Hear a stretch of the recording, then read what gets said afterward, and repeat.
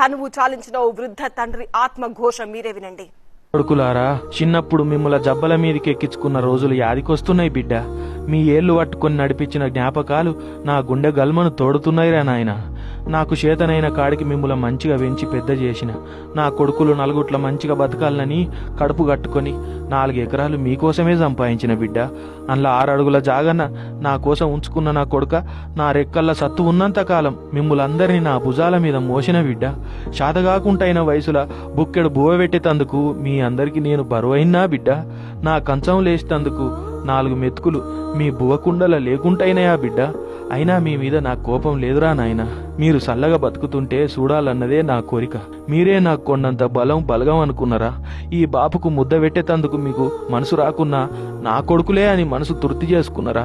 మీరు నన్ను వంతులేసుకొని పంచుకున్నప్పుడు నా గుండె పట్టున వలిగింది కొడుక. కోడలమ్మ చీదరించుకున్నా పర్వాలేదనుకున్నా. ముసలిపానం ఆకలితోటి డొక్కలనొచ్చినా బుక్కెడు బువ్వ కోసం ఎదురు చూసిన కొడుక.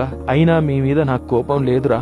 ఈ ముసలిపానం మీకు బరువు కావద్దని మీ గురించే ఆలోచించిన బిడ్డ. 4 కొడుకులకు భారమైన ఈ బతుకును ఈడికే సాలించుకుంటున్నారా నాయన?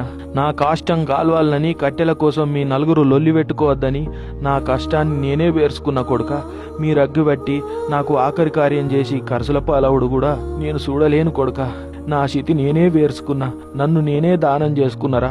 మందేమంటారోనని ఆటలు కోసి మీరు దినాలు చేయకూరిరా. మీరు లొల్లి పెట్టుకుంటే రందితోటి నా జీవి మీ మీదకే గుంజుతుంది కొడుక. నాకు పిట్టకు పెట్టకపోయినా మంచిదే బిడ్డ. మీరు నాకు చేసినట్టు మీ పిల్లగాళ్ళు మీకు చేయకుండా చూసుకోర్రా నాయన. నా లెక్క మీరు బాధలు పడద్దు కొడుక. చల్లగా బతుకుర్రి. అమ్మ పిలుస్తాందిరా, పోయేస్తా కొడుక.